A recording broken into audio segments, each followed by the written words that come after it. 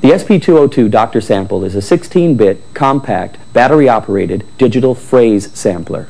Notice I stress the word phrase.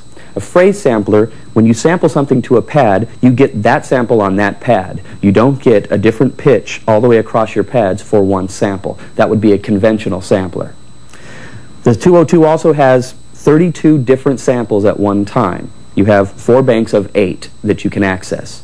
And you have different, varying sample rates. At the highest quality, you have up to 4.5 minutes of sample time. And at the lowest quality, you have up to 35 minutes of sample time. Okay, let's take a look at the front panel.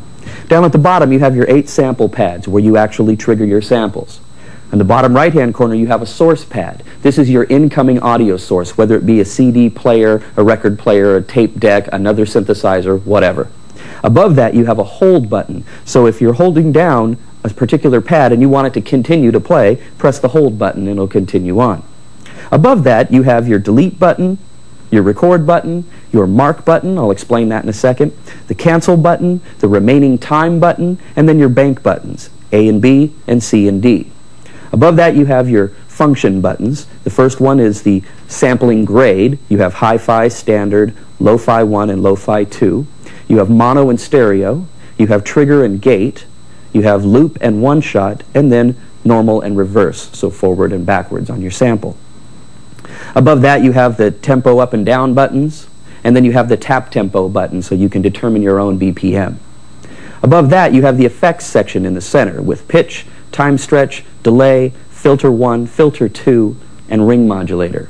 To the right-hand side of that, you have the control knob where you can adjust how much effects or what type of effects you have, and you can set your recording level. And then on the upper left-hand corner, you have your volume knob. Okay, on the back panel, you have your RCA stereo line inputs, your RCA stereo line outputs, your MIDI in port, your power switch, and then your adapter jack. And the adapter is a Boss PSA 120.